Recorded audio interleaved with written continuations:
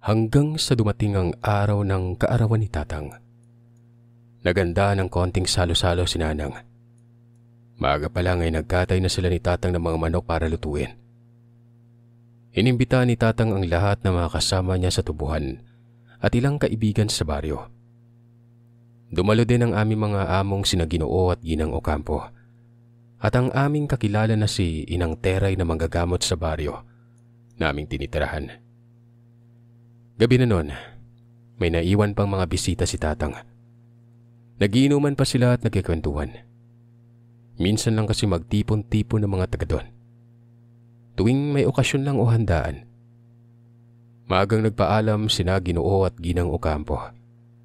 Malayo pa ang uuwian nila at hindi naman umiinom ng alak si Ginoong Ocampo noon. Kaya hindi na sila nagtagal sa amin. Si Inang Teray kahit may edad na ay malakas pa rin sa tagay at inuman. Kahit siya ay babaeng tao ay doon lamang ako nakakita ng babae at may edad na pero malakas pa rin uminom. Kaya kilala din ito sa baryo na manginginom eh. Hindi din ito takot na maglakad tuwing gabi. Sinabi niya na hindi siya takot sa mga aswang o hindi kaya sa manananggal. Ayon sa kanya ay kaya niyang labanan ng mga ito kung sakali. Sanay na si Inang Teray na mag-isa. Nasa dulo na ng tubuan ng kanyang kubo at mag-isa lang din siyang nakatira doon. Mag-aalas 8 na ng gabi nang nagpaalam si Inang Teray na uuwi na sa kanyang bahay. Sa hindi sinasadyang pagkakataon ay dumungaw ako sa bintana mula sa silid noon. Mataas ang bahay namin. May silong kasi ito sa baba kung saan nakakulong ang mga alaga naming mga manok. Nakita ko si Inang Teray na palabas na sa bakod. Hindi ko alam kung bakit tinanaw ko pa ito at hinintay na makalayo. Pero pagdating niya sa unahan kung saan may lilikuan doon na parte ng daanan, nagulat ako at kinilabutan sa sumunod na nangyari. Hindi lumiko si Inang Teray. Nagulat ako sa kanyang ginawa dahil bigla itong tumuwad. Maya-maya'y tumayo ito ng tuwid. Idinipa ang kanyang mga kamay at kasunod noon ay nahati ang kanyang katawan. Nagkaroon ito ng mga pakpak. Kitang-kita ko yung paglipad niya. Maliwanag ang buwan noon kaya sigurado ako sa nakita ko. Hindi ko na alam kung ano pa ba ang nangyari dahil dali-dali kong sinara ang bintana. Nanginginig ang katawan ko sa takot at halos hindi ako makapaniwala. Huli na nang sinabi ko yun kina Nanang at Tatang. Lumipas pa nga noon ng ilang araw at gabi bago ko nasabi sa kanila nang hindi sinasadya.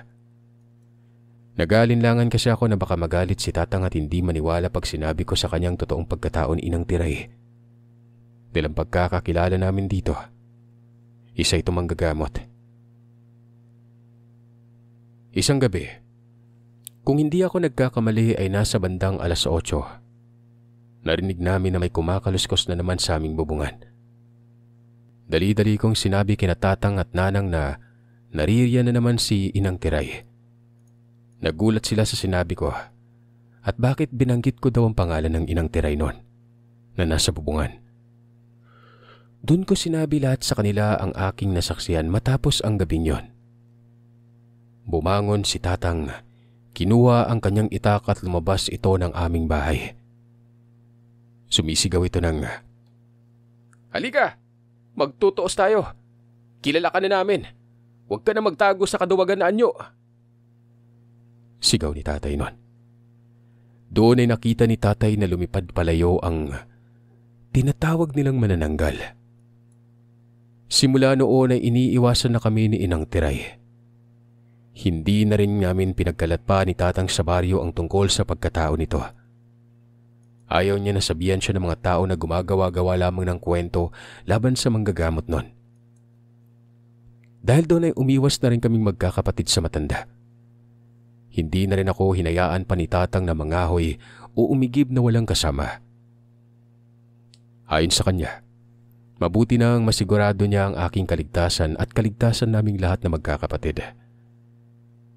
Patuloy sa paglipas ng mga araw. Malapit na ang pasukan noon kaya naghahanda na kaming magkakapatid para sa pagpasok sa eskwela. Hanggang sa isang araw, muling dumalaw ang mag-asawang Ocampo sa aming tahanan. Nag-alok sila ng isang magandang oportunidad sa amin, na isa sa aming magkapatid ay balak nilang kunin at pag-aralin sa baryo, kung saan malapit lang ang paaralan sa bahay nila. Ako ang kanilang napili na kukunin. Wala na daw silang mga anak na nag-aaral dahil lahat ng anak nila nakapagtapos na at may kanya-kanya ng trabaho sa lungsod. Ang isa nilang anak ay nasa ibang bansa. Ayaw pa sanang pumayag ni Nanang pero maganda naman ang alok ng mag-asawa. Ayon sa kanila ay dadalaw naman ako sa bahay tuwing Sabado at Linggo. At kahit anong oras ay pwede akong dalawin nila Nanang doon sa bahay nila. Ayon sa kanila ay gusto lamang nilang makatulong sa amin at gusto lang din nila na may kasamang bata sa bahay. Pumayag ako sa alok nila. Naisip ko na siguro mas masaya at madali ang tumira sa kanila. Malapit lang kasi ang paaralan dun eh. Hindi ko na kailangang maglakad pa ng malayo para pumasok ng eskwelahan. Ganun pa man ay nagwika si Nanang na pag-uusapan muna namin at pag-iisipan nilang maigi ni Tatang kung makakayanan ba nila na sa ibang bahay ako nakatira nun. Pagkatapos ng 2 araw ay nakahanda na ang aking mga gamit para lumipat sa bahay ng mga Ocampo. Nakaramdam ako ng lungkot ng araw na yun, syempre. Yun ang unang araw na bubukod ako sa pamilya ko. Pero iniisip ko na lang na hindi naman ako lalayo ng lubos eh. Na pwede ko pa naman sila makasama tuwing Sabado at Linggo. Malaking bagay na yun na makakatungtong ako at makakaranas tumira sa malaking bahay. Bilang isang batang sabik sa mga material na bagay. Dahil lumaki ako sa isang mahirap at simpleng pamumuhay nun. Nakaramdam ako ng excitement na tumira sa malaking tirahan ng mga Ocampo sa kabila ng aking lungkot. Hinatid ako noon ni Nanang at Tatang.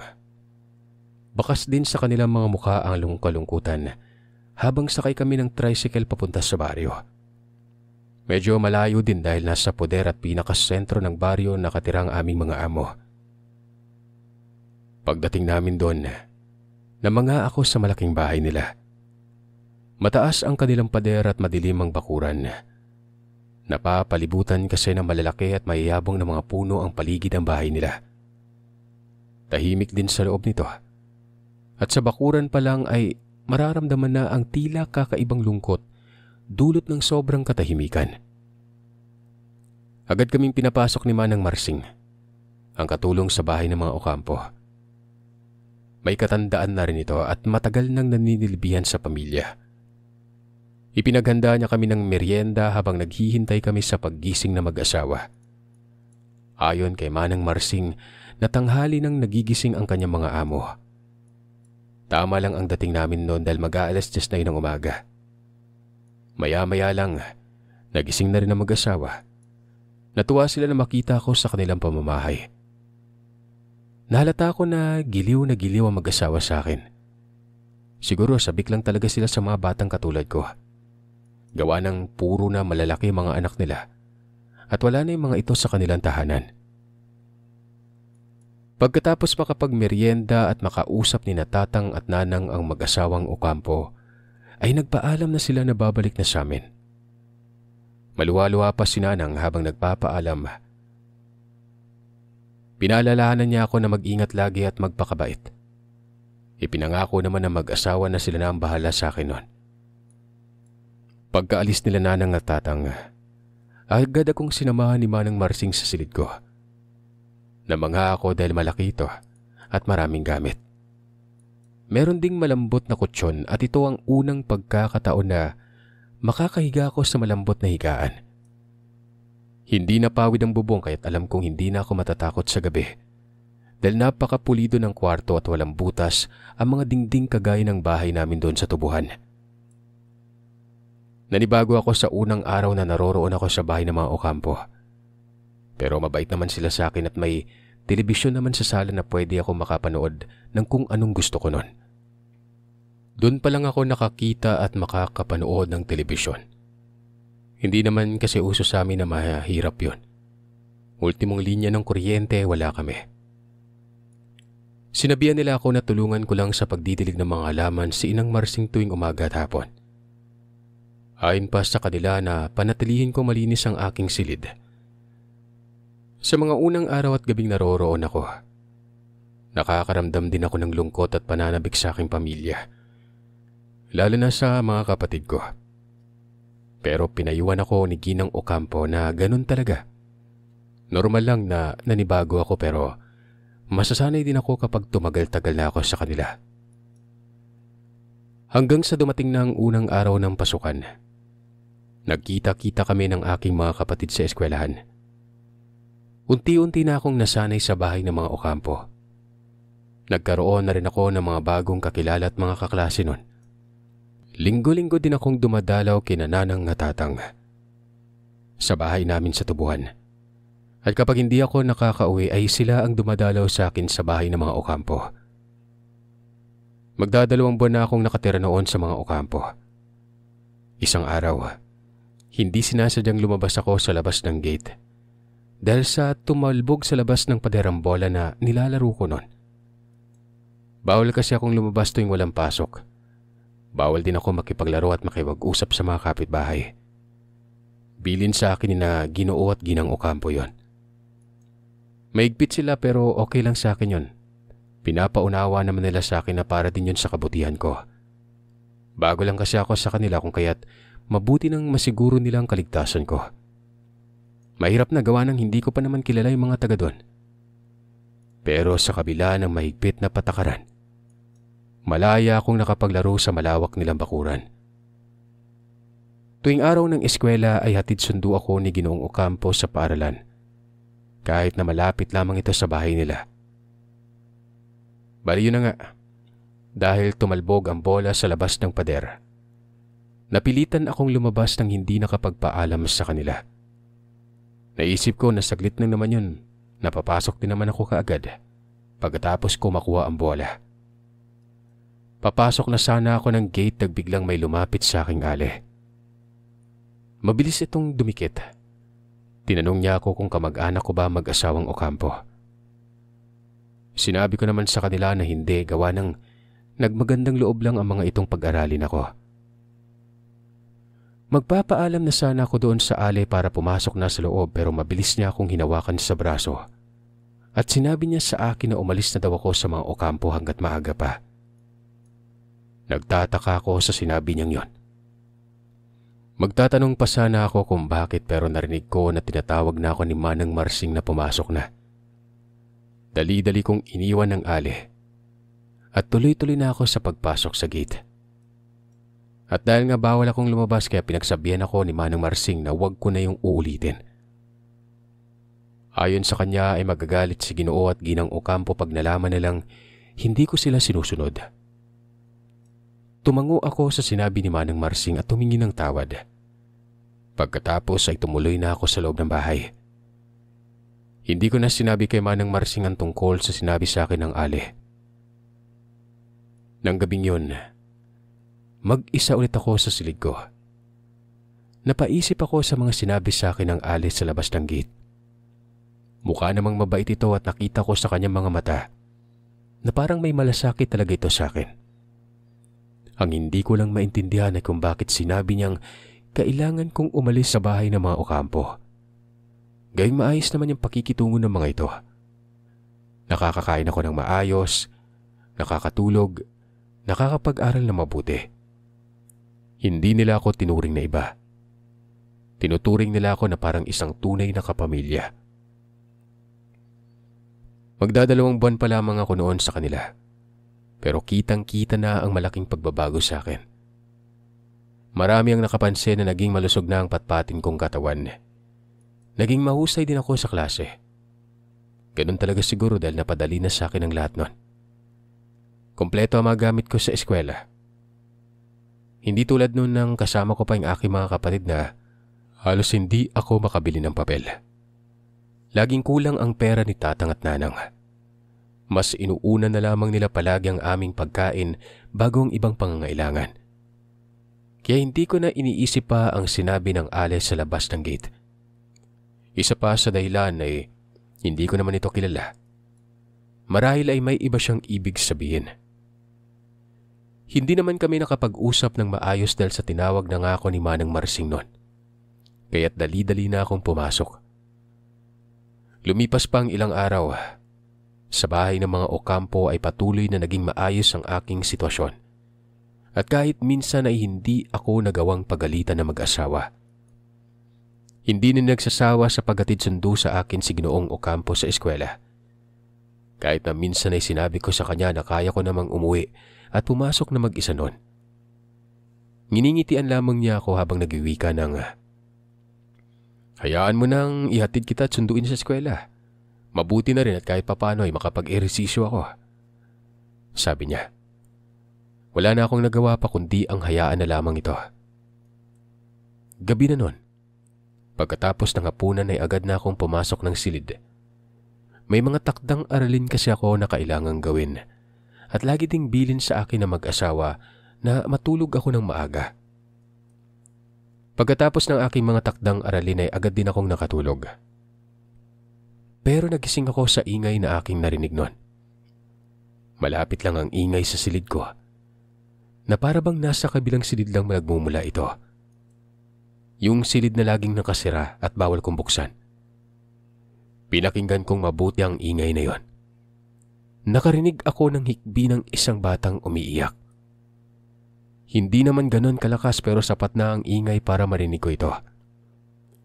Bumangon ako at lumabas sa silid pero pagbukas ko ng pintuan nun, nakita ko si Ginang Ocampo. Nagtanong ako sa kanya kung sino yung umiiyak. Nakita kong nakasara naman ang pinto ng katabi kong silid. Sinabihan niya ako na bumalik na lang ako sa pagtulog. Meron daw silang dumating na bisita. Isang malayong kamag-anak at makikituloy muna ng isang gabi. Ayon sa kanya ay may anak itong kasama at yun umano ang naririnig ko na umiiyak. Sinabi nito na natutulog na mga ito sa loob ng silid kaya nang marinig ko yun ay muli na rin akong pumasok sa silid ko at bumalik na sa pagtulog. Kinabukasan ay maaga akong nagising. Pumunta akong kusina at nakita ko na sa mahabang kalan na may nakasalang na malaking kaldero. Daig pa ang merong handaan ng umagang yon. Nakita ko si Ginoong Ocampo na nagbabantay sa nakasalang na ito. Kaya naitanong ko sa kanya kung ano ang kanyang niluluto. Pero ayon sa Ginoo, may bisita sila at natutulog pa kaya marami silang nilutong pagkain. Dahil may pasok ako sa eskwela ay kaagad na akong gumayak para pumasok. Pagkatapos kong magdilig ng halaman. Pero inihatid na lang ako sa eskwelahan ni Ginoong Ocampo. Wala pa ring lumalabas sa silid na kung saan naroroon ang bisita. Hinayaan ko yon. Inisip ko na baka tanghali sila ng gising dahil ating gabi na sila nakarating kagabi. Nang umuwi ako para magtanghalian, mukha pa ring tahimik ang buong bahay. Nakahanda ang hapagkainan. Napakabango ng ulam. Marami ang mga putahe na nakahanda ng mga oras na yon. Adobo, pininyang baboy at meron ding nilaga. Napakasarap ng bawat putahe kung pagbabasya ng amoy ng bawat ulam. Nakaupo na roon si Ginang Ocampo. Hinihintay na lang talaga ang pagdating ko at ni Ginoong Ocampo noon. Tuloy-tuloy kaming umupo sa mesa at sabay-sabay na kumain. Napatingin ako sa nakasarang silid kung saan alam kong merong bisita pero sinabi ni Ginang Ocampo na wala na mga doon. Umalis na ang mga ito, pabalik sa kanilang lugar. Ayon sa kanila ay naalangan lang ang mga ito sa daan kaya nakituloy muna sa kanila ng isang gabi noon. Nakaramdam ako ng panghihinayang gawa ng hindi ko man lang sila nakita.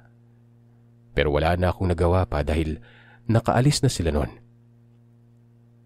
Mabilis na lumipas sa mga araw at buwan. 4 na buwan na ako noon sa mga Ocampo. Walang nagbago. Maayos pa rin ang pakikitungo nila sa akin. Pero ganun pa rin. Mahigpit pa rin sila sa akin.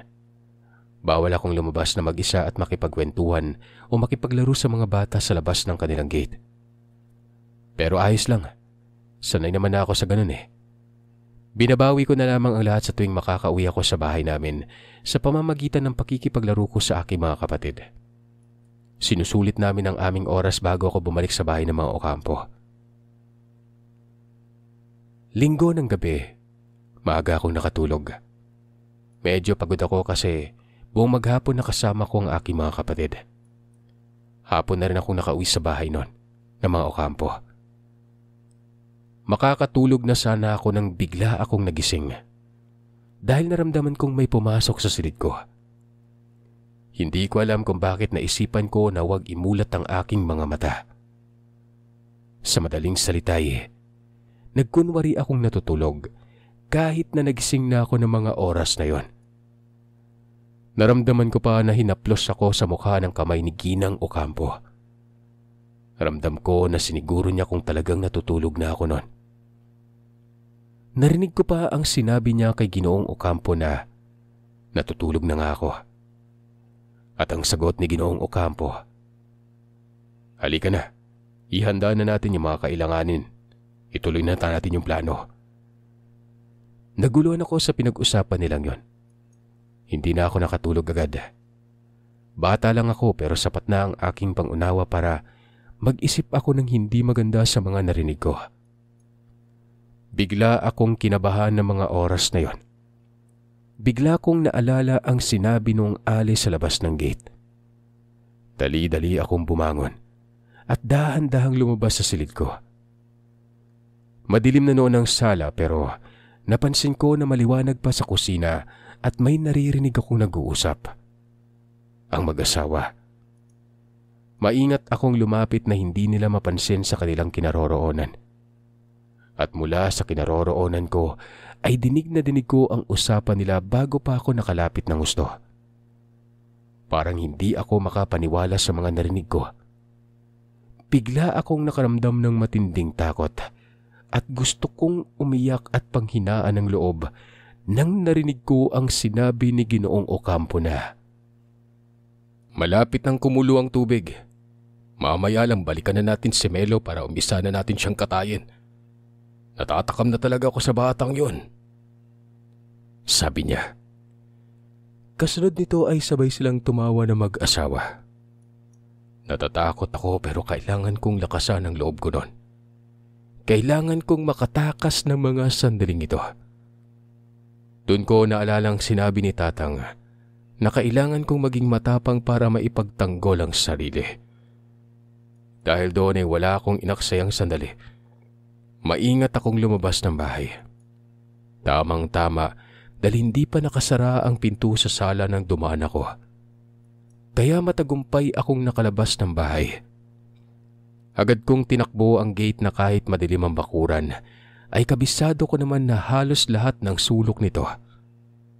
Pero bago pa ako makaakyat, may kamay na humawak sa bewang ko at nang lingunin ko ito, si Manang Marsing yon.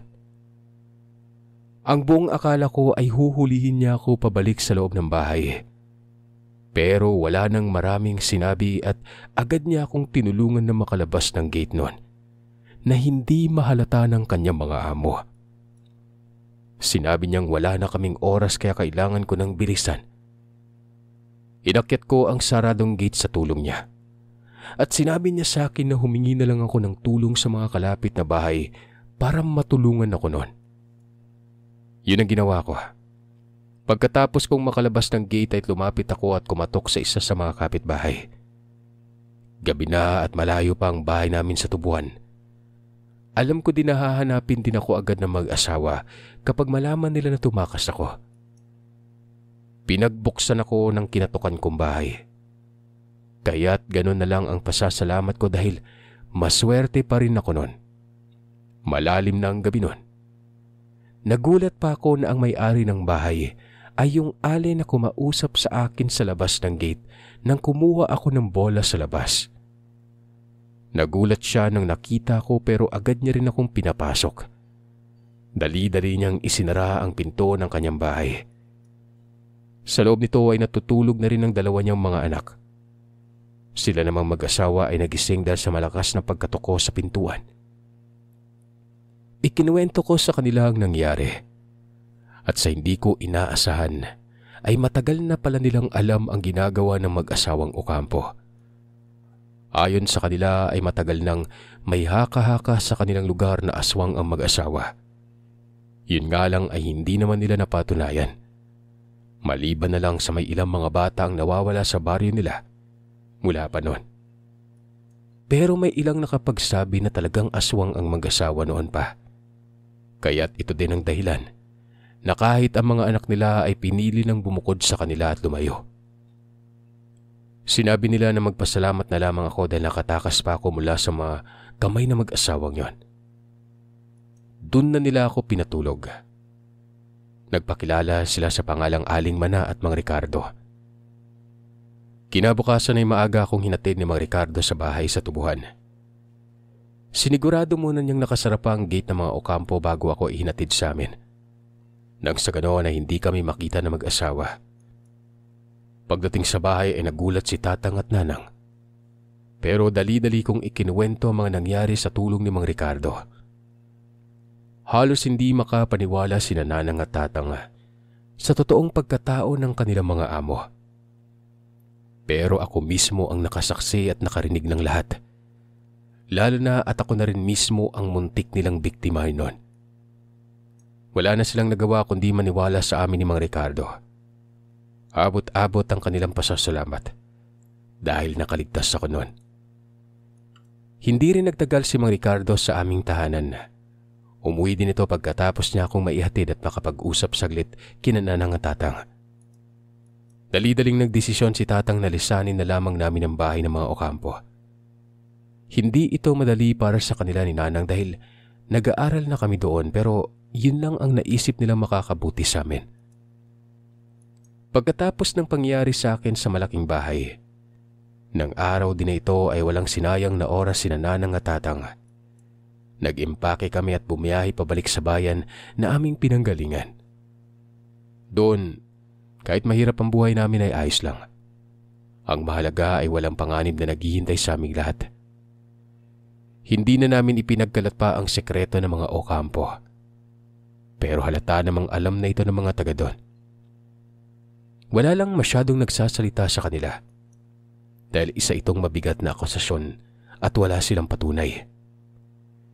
Hindi na rin naglaan pa ng oras para makipag-usap ang muli sina Tatang sa mga Ocampo.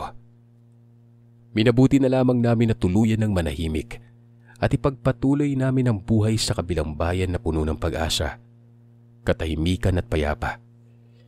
Higit sa lahat ay walang panganib at pilit na ibinaon sa limot ang karanasan na itinuturing kong isang bangungot na nangyari sa buhay ko. Si Tatang na lamang din ang nag-asikaso para makuha namin ang aming mga cards sa eskwelahan para mailipat kami ng eskwela sa kabilang bayan. Naging maayos naman yung pagkuha ni Tatang noon. Ayon pa sa kanya, sinabi ng guro na pumunta pa si Ginoong Ocampo sa eskwelahan para magtanong kung saan kami lumipat ng paaralan. Pero walang naisagot ang guro dahil sa wala pa naman siyang alam kung saan kami pumunta noon. Nakiusap si Tatang sa aming guro na huwag sabihin sa kanyang dating amo ang aming kinaroroonan. Naiintindihan naman ito ng guro kaya nangako siya kay Tatang na hindi niya pagsasabi ito. Maliban sa paglipat namin ng tirahan, naganap pa si Tatang ng malagaling na albularyo. At ang albularyong ito ang tumulong sa amin para hindi na kami matuntun pa ng mag-asawang yon. 2 taon lamang ang pinanatili namin sa lugar. Lumipat kami ng tirahan sa Luzon, lugar na malayong malayo sa lugar ng mga Ocampo. Simula noon ay wala na kaming balita pa sa mga dating amo ni Tatang at Nanang. Pero ang pangyayari na aking naranasan, hindi man ganon ka nakakatakot ay nagdulot ito ng trauma sa aming pamilya. Laking pasasalamat pa rin namin dahil sa walang masamang nangyari sa akin at sa pamilya ko. Palagi na lamang akong nananalangin na sana ligtas pa rin si Manang Marsing at ang kapitbahay ng mga Ocampo na tumulong sa akin na sila Aling Mana at Mang Ricardo.